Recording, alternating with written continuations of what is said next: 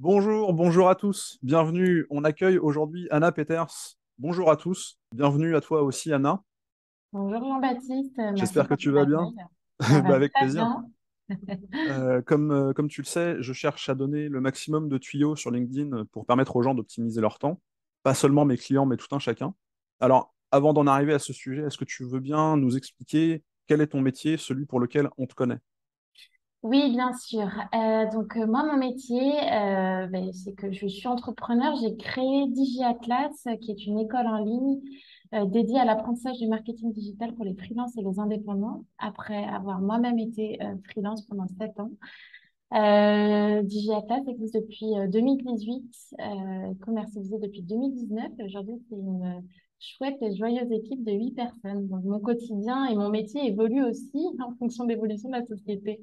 Je crois que le résumé le plus juste, c'est entrepreneur parce que ça devient un vrai métier à part entière. Et c'est ce que je réalise aujourd'hui, en tout cas. Ok, ça marche.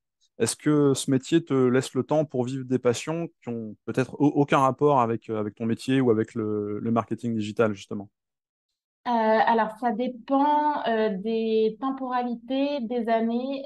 Je réalise aujourd'hui que je m'octroie beaucoup plus de temps pour moi, pour équilibrer, parce que sinon, il y a des périodes où on devient dingue et je pense qu'on est tous toujours après la course au temps. Et justement, j'en éprouvais le besoin bénéfique de pouvoir me drainer de l'énergie aussi à côté, parce que c'est ce qui permet d'alimenter la créativité et puis de mieux bosser le quotidien, quoi. Les démarrages, la première année, c'était très compliqué et puis c'est de mieux en mieux, là, je trouve. Ok, Voilà. bon, ça, on va peut-être le garder pour la troisième Oui, partie, mais pour ce qui est de tes passions aujourd'hui, qu'est-ce que tu nous en dis?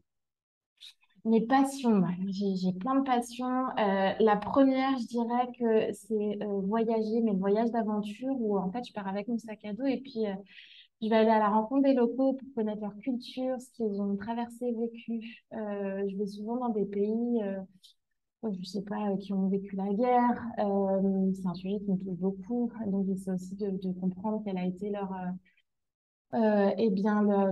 résilience et puis l'après et comment est-ce qu'ils ont vécu pour survivre en fait. Et j'aime beaucoup la musique, notamment la musique des Balkans. Et ça, je me passionne vraiment pour dans tous les pays liés à ça, quoi. Voilà. Ok, parfait. Donc, certainement beaucoup d'admiration pour Emir Kusturica, par exemple, Voilà, exactement, entre autres. entre autres.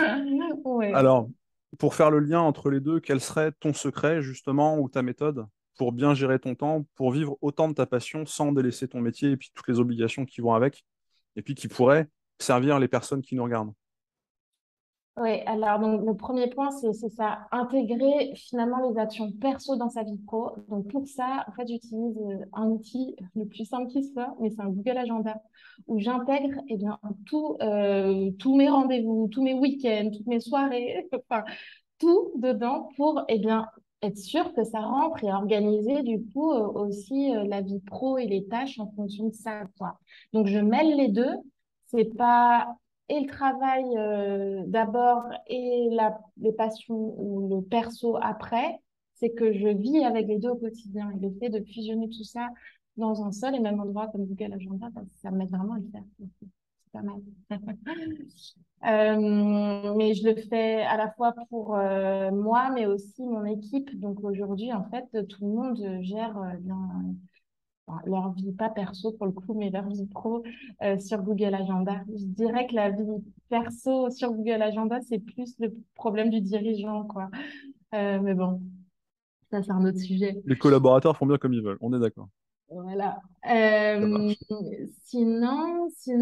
oui, en fait, je fais en sorte aussi de pas me mettre plus de 2 gros blocs de travail qui me demandent beaucoup d'énergie et de l'intensité en fait par jour.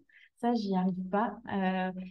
Et puis, j'essaie aussi, en fait, dans l'agenda, de me mettre des blocs libres, en fait. Ça s'appelle zone libre, parce qu'on se rend compte que si on blinde l'agenda de tâches toute la journée, en réalité, ce n'est pas réaliste, en réalité, c'est ça. Ouais. Et ça marche pas. Et donc après, on procrastine, ça se décale le lendemain, le surlendemain. Donc de laisser des zones libres d'échange, d'imprévus, eh bien ça aide à rendre finalement l'agenda le plus prévisible et réaliste possible. Et on fait un truc aussi avec l'équipe, c'est le daily. En fait, tous les matins, on se réunit et puis on va lister, c'est un peu ce que font plein de startups, les trois tâches qu'on a fait la veille et les trois tâches, par exemple, ou les priorités qu'on doit faire le jour même. Et du coup, ça permet aussi de fluidifier la communication et de Ouais. pouvoir se suivre aussi tous et de s'impliquer à fond, quoi. C'est pas du tout un compte rendu, hein, mais c'est Non, non, non.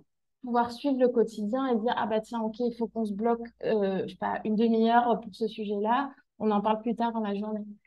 Donc ça marche bien. Alors, et à un moment, justement, les daily, ça marchait pas parce qu'on prenait beaucoup trop de temps, justement, à lister et à demander des nouvelles. Alors, du coup, on a essayé. Bon, on n'arrive pas à tenir 5 minutes. Ça, c'est un truc. On arrive à tenir 10, 15 minutes. Et Non. on a décidé même de se lever maintenant et de plus s'asseoir pour Ouais, ouais. essayer de décourter le truc. Donc, maintenant, on est debout. Et puis, on passe les uns après les autres. On se donne la parole. Voilà, après qu'on soit passé, quoi. Donc, voilà. Mais même le daily en soi, ça a été une vraie réflexion de gestion du temps. Et ça, c'est intéressant aussi. Euh, C'est un bon truc. ouais. Bon, en tout cas, ça marche bien. Et puis, en fait, même moi, le dimanche soir, je vais essayer d'anticiper finalement ma semaine. Mais évidemment, tout évolue au cours, dans le quotidien et tous les jours, quoi. D'où l'importance du daily aussi avec l'équipe. Absolument. Bah, c'est parfait. Anna, Voilà. merci de ta visite parmi nous. Merci Ben, pour ces éléments. je t'en prie, c'était un plaisir. Voilà. C'était chouette. Ça va nous permettre d'alimenter notre réflexion.